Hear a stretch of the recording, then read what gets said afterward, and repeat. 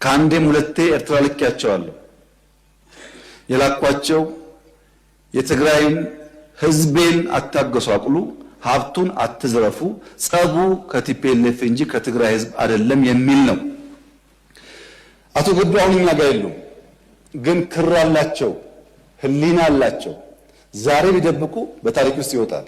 ለምን ጉዳይ ነው እንደተነጋገሩ እሳቸውም ያውቃሉ፣ ሻዕቢያም ያውቃል፣ እኛም እናውቃለን። ግብጾች አሰፍስፈው የሚጠብቁት ጉዳይ የኢትዮጵያ ፓርላማ ምን መከረ፣ ጠቅላይ ሚኒስትሩስ ምን አሉ የሚለውን ሆኗል። ከኤርትራ መንግስት ጋር ጸብ የጀመርነው በትግራይ ጦርነት ሰዓት ነው በሚል ጠቅላይ ሚኒስትር አብይ አህመድ ሀሳባቸውን ባስቀመጡበት ሰዓት በቀይ ባህር ጉዳይ ላይ ደም አፋሳሽ ጉዳይ ሊኖር ቢችልም እኛ ወደኋላ አንልም በሚል ሀሳብ መስጠታቸው በርካቶችን እያነጋገረ ጎረቤት ሀገራትንም ማስደንገጥ የጀመረ ጉዳይ ሆኖ ተመዝግቧል። ጠቅላይ ሚኒስትር አብይ አህመድ በፓርላማው ያደረጉት ንግግር በርካቶች ዘንድ በተለያየ ግንዛቤና የፖለቲካ አውድ እየታየ ይገኛል። የባህር በር ማግኘት በባሌም ሆነ በቦሌ አይቀርም በሚል ሀሳብ የሰጡት አብይ አህመድ በጉዳዩ ላይ የተለያዩ ጥያቄዎችን እንዲነሱ በማድረግ ሂደት ላይ እንደሆኑ ጠቋሚ አድርጎ እየተመለከተባቸው ይገኛል። ከዛ ውጭም ደግሞ ጠቅላይ ሚኒስትሩ ይህን ባሉበት አጋጣሚ ሌሎች ኃይላት ከውስጥም ከውጭም ጫና የመፍጠር አዝማሚያ ውስጥ እንዲገቡ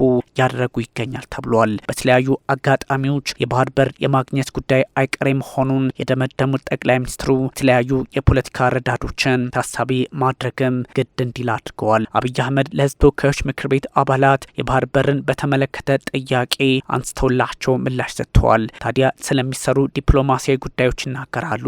የኢትዮጵያን የባህር በር ጥያቄ በዲፕሎማሲያዊ ወይም በሰጥቶ መቀበል ለማግኘት መንግስታቸው ጥረት ላይ መሆኑን በግልጽ አስቀምጠዋል። ይህ ደግሞ በበርካቶች ዘንድ የሚወደድ አይሆንም።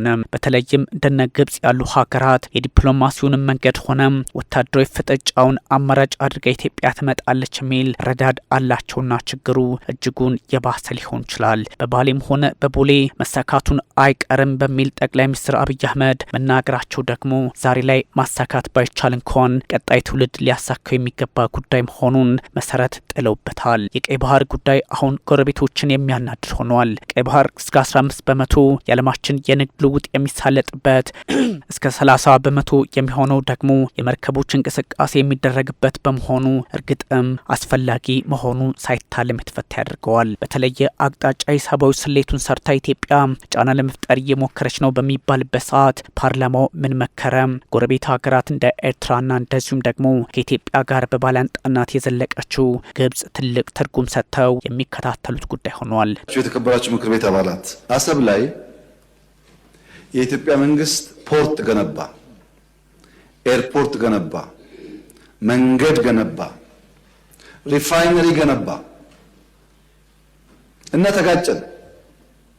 ጠቅላይ ሚኒስትር አብይ አህመድ ለህዝብ ተወካዮች ምክር ቤት አባላት የባህር በር ጉዳይ የሞሽረት መሆኑን በግልጽ አስቀምጠዋል። በሆነ ምክንያት መከላከል ቢታሰብ በቀጣይነት መከላከል አይቻልም በማለት ወደማያስፈልግ ነገር ከመግባቱ በፊት በሰላምና በድርድር መፍትሄ መስጠት ያሻል የሚል አቋማቸውን አስቀምጠዋል። ጠቅላይ ሚኒስትሩ ሀሳብም ሆነ የግል ፍላጎታቸውን ብቻ ሳይሆን ሀገሪቱ ካላት ህዝብ ቁጥር አንጻር ቀይ ባህር እንደሚያስፈልጋት በግልጽ ተቀምጠዋል። ኢትዮጵያ የባህር በር አያስፈልጋትም ብሎ የሚያመን ተፈጥሯዊ ህግ የሳተ ይመስለኛል ያሉት ጠቅላይ ሚኒስትር አብይ አህመድ በሆነ ጊዜ መድከምና ማርጀት ቢኖርም ቀይ ባህርና ኢትዮጵያ ተነጣጥለው መኖር አይችሉም በሚል በግልጽ አስቀምጠዋል። ይህ ሀሳባቸው ደግሞ ቀደም ሲል እንደተባለው የማያስደነግጠው የጎረቤት ሀገር አይኖርም። ራሷ ሶማሊያ ፕሬዝዳንቷ ምንም እንኳን ሀሰን ሼክ ማህሙድ ብቅ ብለው ሶማሊያን የኢትዮጵያን ማለት ነው ቢጎበኙም ስጋታቸው ግን ሌላ ቅርጽ እንደሚኖረው ሳይታለም የተፈታ ነው። የኢትዮጵያና የቀይ ባህር ትስስር ከታሪክ እስካሁናዊ ጉዳዮች ላይ በተለያየ አጋጣሚ የሚዳሰስ ቢሆንም በተለይም ቀይ ባህር የተለየ የዓለም የፖለቲካ አውድና ስርዓትን የሚከተል በመሆኑ ኢትዮጵያ ቆማ የማትመለከተው እንደሆነ መነገር ከተጀመረ ትንሽ ሰንበትበት ብሏል። ስንታረቅ ኤርትራውያን ከ20 ዓመት በኋላ መጥተው በኢትዮጵያ ፍርድ ቤት ቆመው ቤቴን መልሱልኝ፣ መሬቴን መልሱልኝ ወሰዱ። ለምን ታረቅና? በግለሰብ መጥተው ያኔ የተባበሩ ኤርትራውያን ቦታቸውን ንብረታቸውን ወሰዱ። ታዲያ የኢትዮጵያ መንግስት ሪፋይነሪውን፣ ፖርቱን፣ ኤርፖርቱን ቢወስድ ከዚህ አንጻርስ እንዴት ነው የሚታየው? የኢትዮጵያና የኤርትራ መንግስት እንደዚሁም ከግብጽ ጋር እያጀበው ውጥረት ውስጥ የሚከቱ ሆኗል። ጅቡቲን ብትሆን በጉዳዩ ላይ ኢትዮጵያ እንዳትገባበት ፍላጎት ሆነው ከምጽዋ ጫፍ እስከ ሞቃዲሾ 5000 ኪሎ ሜትር ዝመት እንዳለ ጠቅላይ ሚኒስትር አብይ አህመድ በፓርላማ ውስጥ አስቀምጠዋል። ኢትዮጵያ የጠየቀችው 50 ኪሎ ሜትር ብቻ ነው በሚል ሀሳብም ሰጥተዋል። በእርግጥ ታላቋ ኢትዮጵያ 50 ኪሎ ሜትር ብቻ መጠየቋ የራሷ የታሪክ ስህተት ቢሆንም ግን ደግሞ እርግጥም የሚያንገበግብ ጉዳይ ሆኖ ሊመዘገብ የሚችል ጉዳይ ነው። ከ130 ሚሊዮን በላይ ህዝብ ያላት ኢትዮጵያ 5 ሚሊዮን ከማይሞላ ህዝብ ካላቸው እንደነ ጅቡቲና ኤርትራ ካሉት ሀገራት ጋር በዚህ ልክ ያነሰ መሰጠቷ እርግጥም አናዳጅ ቢሆንም ግን በታሪክ አጋጣሚ ኢትዮጵያ በራሷ ልጆች ተክዳ የሆነ ነውና ያን ያህል የሚያናድድ ላይሆን ይችላል እየተባለ ይገኛል። ቲፎዞ ባይጮህ፣ ሶሻል ሚዲያው ባይጮህ፣ አክቲቪስቱ ባይጮህ፣ እውነተኛው ፈራጅ ግን ስለሚያይ ማንም አያሸንፈንም። ማንም ኢትዮጵያን የባህር በር ጦርነት ሳይሆን ሰጥቶ በመቀበል መርህ ከህዳሴ ግድብ ወይም ከአየር መንገድ አሊያም አትራፊ ከሚባሉ ድርጅቶችና ፕሮጀክቶች ጎረቤቶችን ተጠቃሚ ልታደርግ እንደምትችል ታሳቢ አድርገዋል። ጊቭ ኤንድ ቴክ የፖለቲካ አካሄዱን በዚህ ልክ ጠቅላይ ሚኒስትሩ ለመቃኘት ሞክረዋል። ከህዳሴ ግድብ የሚገኝ ጥቅም ወይም ከአየር መንገዱ የሚገኝ ድርሻም ለጎረቤት ሀገራት የሚጠቅም እንደሆነ ግልጽ ቢሆንም የቀይ ባህር ጉዳይ ግን ኢትዮጵያ ብቅ አለች ማለት ዓለምን እንደተቆጣጠረች ለሚወስዱት የፖለቲካ ፈተናው የበዛ ሊሆን ይችላል። የጊዜ ጉዳይ ካልሆነ ይላሉ ጠቅላይ ሚኒስትሩ የግድ ይመስለኛል የሚል ሀሳባቸውንም ሰጥተዋል። ያ ማለት ይሄኛው ትውልድ ባያሳካው ቀጣዩ ትውልድ ያሳካዋል የሚል ፖለቲካዊ አውድና አረዳድ ያለው ሀሳባቸው ነው። ከኢትዮጵያ ወደ ጎረቤት ሀገራት የሚፈሱትን ወንዞች መከልከል እንደማይቻለው ሁሉ ትክክል እንዳልሆነም ግልጽ መሆን አለበትና እኛም ማጋራት አለብን፣ እነርሱም ማጋራት አለባቸው። ከኛ ወደ ሌሎች ሀገራት የሚሄደውን ውሃ እስካልከለከልን ድረስ የሚል የውሃ ህግን የውሃ ሀሳብን ተፈጥሯዊ ፍሰትን ታሳቢ ያደረገ ንግግርም አድርገዋል። እኛ ስጡን ብቻ አላልንም ነው የሚሉት ጠቅላይ ሚኒስትሩ እኛም ጋር የቀረ ነገራችሁን ውሰዱ፣ ያጠፋኑን ይቅርታ አድርጉልን በሚል በቀጣይነት ኢትዮጵያን ከተፈጥሮ ጸጋዋ ማስቀረት ግን ያስቸግራቸዋል የሚል ፖለቲካዊ አውዱ ከወታደራዊ ስሌቱ ጋር የተሰላሰነ ሀሳብ ሰጥተዋል። የተለያዩ የዓለም ሀገራት ተወካዮች ሲያነጋግሩን በአንድ አፍ ይገባቸዋል ብለውናል በሚል ጠቅላይ ሚኒስትሩ ሀሳብ ሰጥተዋል። ጥያቄው ግን በጦርነት መሆን እንደሌለበት ያስቀምጣሉ። እሳቸው በጦርነትም ይሁን በዲፕሎማሲያዊ መንገድ ግን ኢትዮጵያ የባህር በር እንደሚያስፈልጋት በግልጽ አስቀምጠዋል። አላልንም። እኛም ጋር የቀረ ነገራችን ውሰዱ፣ ያጠፋውን ይቅርታ አድርጉ። ግን በቀጣይነት ኢትዮጵያን ከተፈጥሮ ጸጋው ማስቀረት ያስቸግራል። አሁን ከበደ ሊያግዝ ይችላል፣ ተሰማ ሊያግዝ ይችላል፣ ጫላ ሊያግዝ ይችላል።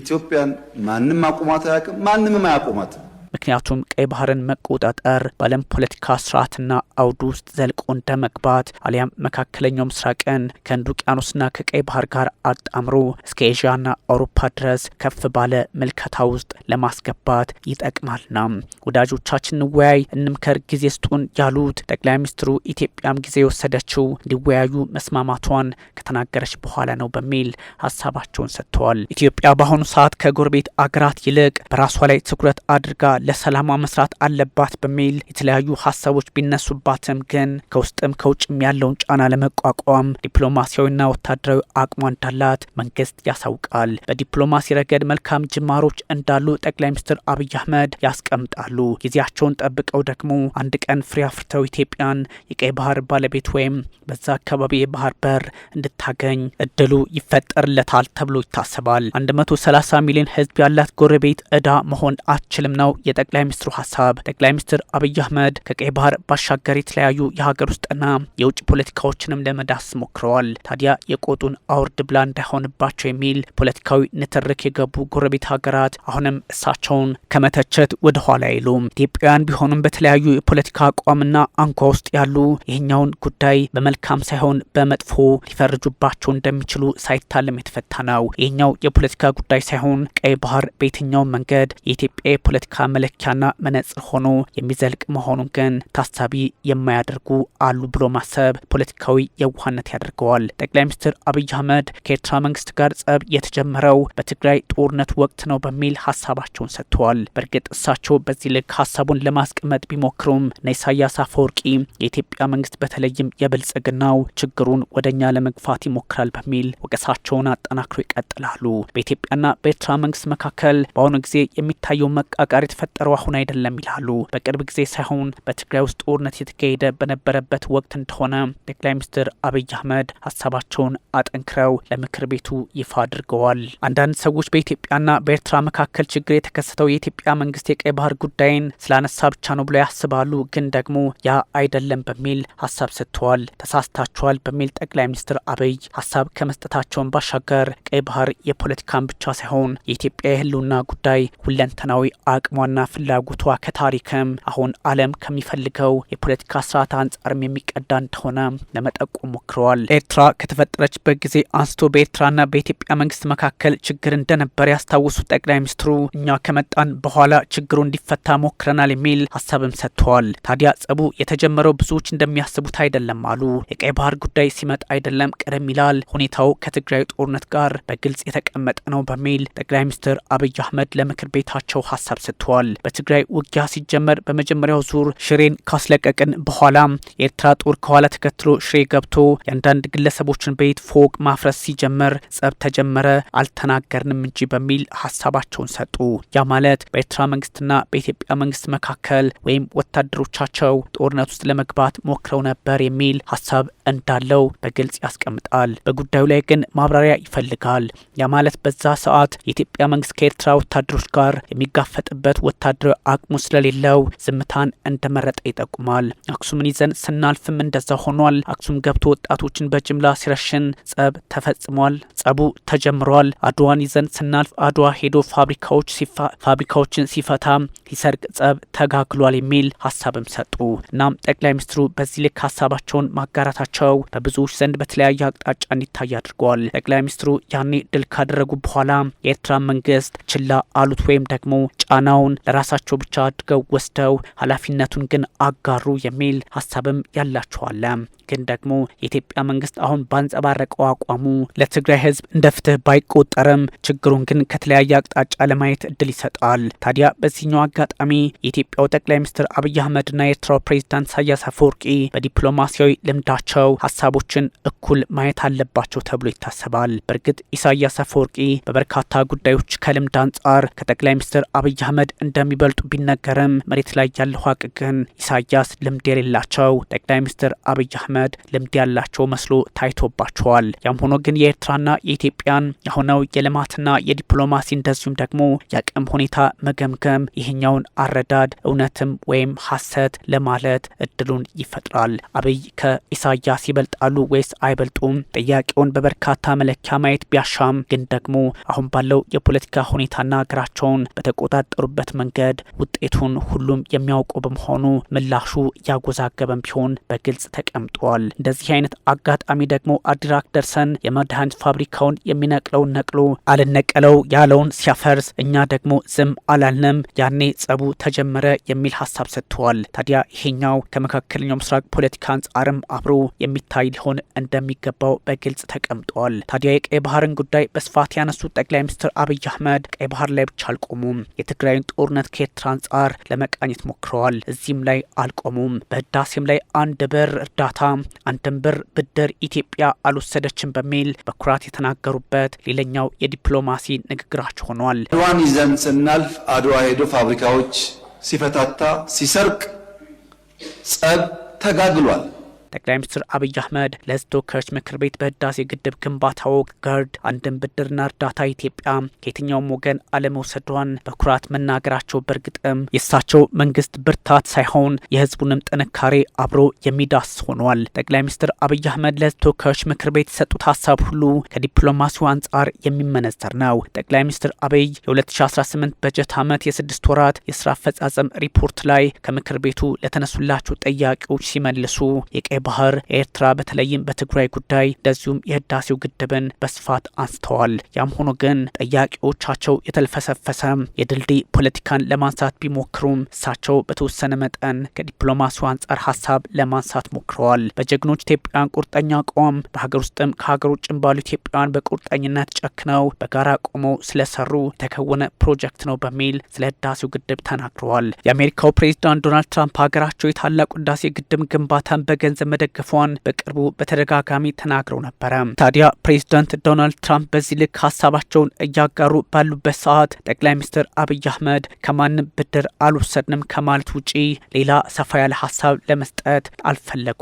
ይህ ደግሞ በእርግጥም ፕሬዚዳንት ዶናልድ ትራምፕ እንዳሉትም ብቻ ሳይሆን ራሳቸው ጠቅላይ ሚኒስትር አብይ አህመድ አሜሪካ የለችበትም ለማለት ተቸግረው ኢትዮጵያ ደግሞ ብድር ወስዳለች ወይም በዋሽንግተን ተደግፋለች ለማለት ተቸግረው እንደሆነ በግልጽ ጠቋሚ አድርገዋል። ጠቅላይ ሚኒስትር አብይ በትግራይ ጦርነት የኤርትራ ወታደሮችን የተለያዩ ጥፋቶች በመፈጸም ከመክሰሳቸውን ባሻገር በሰዓቱ ግን አብረው አሰልፈዋቸው አልነበሩ የሚል ጥያቄም ሲነሳላቸው ቆይተዋል። ይህ ቀላል አይደለም። አብይ አህመድ በሰሜን ኢትዮጵያ ጦርነት ሰዓት ትግራይ ውስጥ በኤርትራ ወታደሮች የተለያዩ ጥፋቶች መፈጸማቸውን አምነዋል። ከዚህ በፊትም የተለያዩ የፖለቲካ ተንታኞችና አክቲቪስቶች ወይም ማህበራዊ አንቂዎች በጉዳዩ ላይ ሀሳብ ሲሰጡ ነበር። አሁን ግን እሳቸው ራሳቸው ጠቅላይ ሚኒስትሩ አረጋግጠውታል።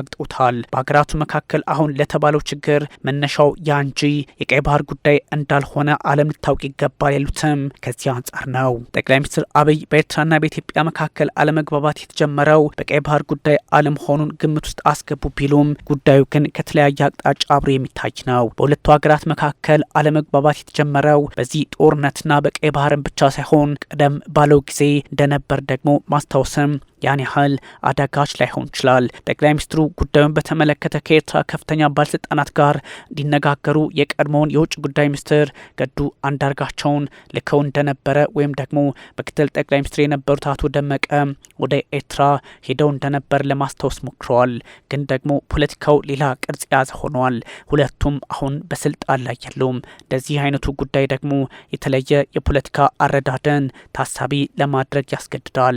የኢትዮጵያ ጦር ወደ መቀሌ ሲጠጋ የኤርትራ ጦር ልክ በሌሎች ከተሞች እንዳደረገው ሁሉ በመቀለም ደገመው ወይም ተመሳሳይ ጥፋቶችን ሊፈጽም ይችላል በሚል ስጋት ከውቅሮ እንዳያልፍ መነጋገራቸውን እንደዚሁም ደግሞ የሚያልፍ ከሆነ ግን ወደ እናንተ እኛም የምንዞርበት አጋጣሚ ይፈጠራል ብለን ነበር በሚል ሀሳብ ሰጡ። የሚጠብቅ ኃይል አስቀምጠን ነው መቀሌ የገባ ነው በሚል ሀሳብ ሰጥተዋል። ለዚህም ነው ጠቅላይ ሚኒስትሩ አንድም በህወሓት በዛ ሰዓት አንድም በኤርትራ ኃይሎች ጫና ውስጥ ነበሩ ለማለት እድሉን የሚፈጥር ትንታኔ እየተሰጠ የሚገኘው። ለህዳሴ ግድብ ብድርና እርዳታ አልወሰድንም ያሉት ጠቅላይ ሚኒስትሩ ደግሞ የተለየ አጋጣሚንና የፖለቲካ ሂደቶችን ለመከተል አስገዳጅ እንደሆነ በግልጽ አስቀምጠዋል።